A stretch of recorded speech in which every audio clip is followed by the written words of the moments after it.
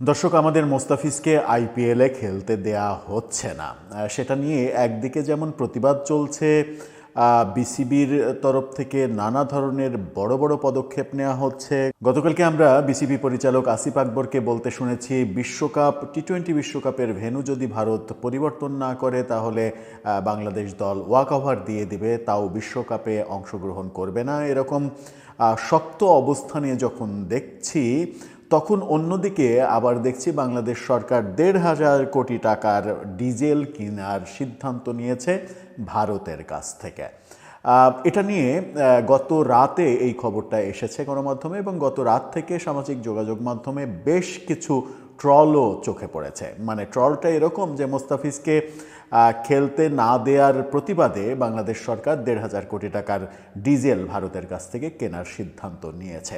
এই ধরনের দ্বিমুখী সিদ্ধান্ত কেন আমরা নিচ্ছি? একদিকে ভারতের বিরুদ্ধে সোচ্চার হচ্ছি, আর একদিকে ভারত থেকে এটা কিনছি ওটা কিনছি। এই ব্যাপারগুলো কেন হচ্ছে? বিকল্প কোনো জায়গা আমাদের নাই কিনা? চলুন একটু জেনে দেখি গণমাধ্যম কি বলছে এই সম্পর্কে খবরে। থাকবেন পলিটিক্স টিভির নিয়মিত আয়োজনে।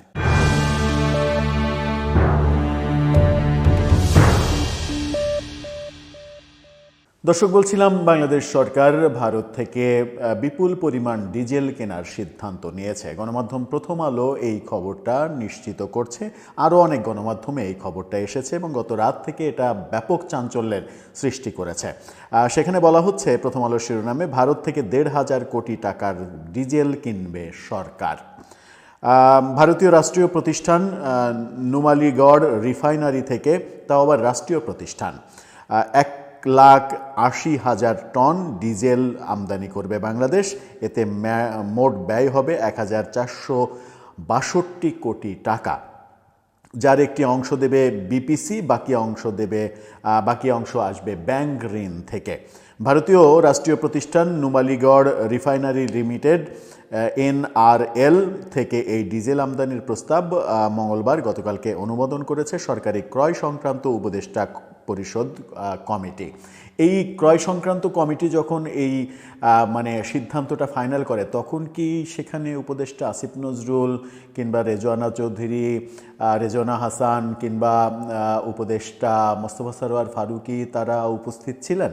আমার মনে হয় তারা উপস্থিত ছিলেন না। তাদের অনুপস্থিতিতেই এই সিদ্ধান্তটা নেওয়া হয়েছে।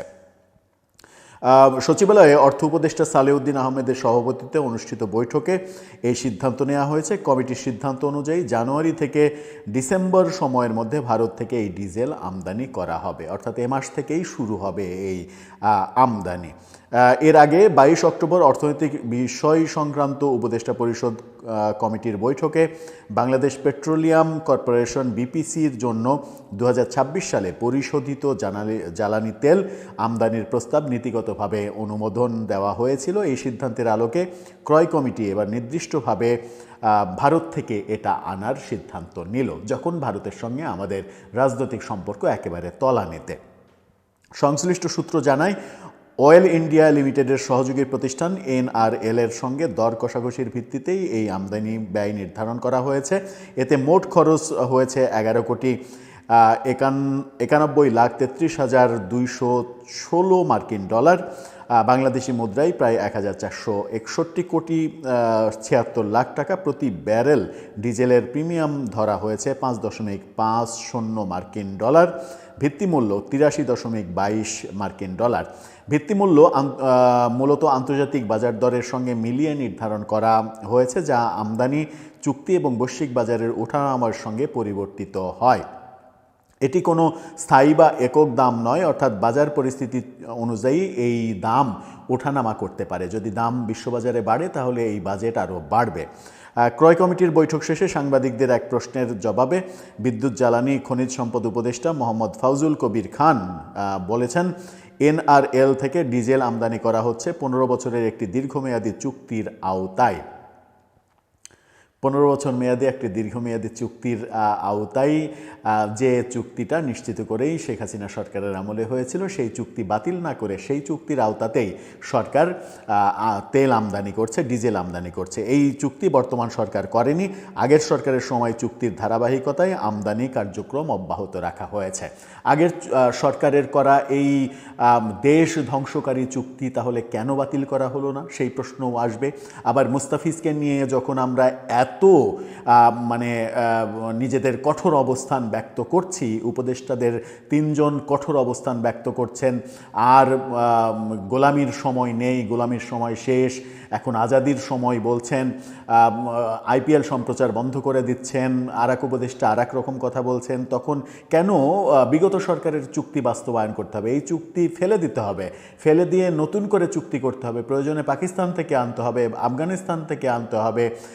আমরা এরই মাঝে যুক্তরাষ্ট্র থেকে বেশি দামে গম আমদানি করার ঘটনা দেখেছি, প্রয়োজনে বেশি দামে অন্য দেশ থেকে আনতে হবে, তবুও ভারত কেন? এই প্রশ্নটা তো আসবেই। গত বছরের জানুয়ারিতে 1,30,000 টন ডিজেল আমদানির প্রস্তাব অনুমোদন করেছিল সরকারি ক্রয় কমিটি। গত বছরেও কিন্তু এটা আমদানি করা হয়েছে। তখনও ব্যারেল প্রতি ডিজেলের দাম 5.5 মার্কিন ডলার ছিল।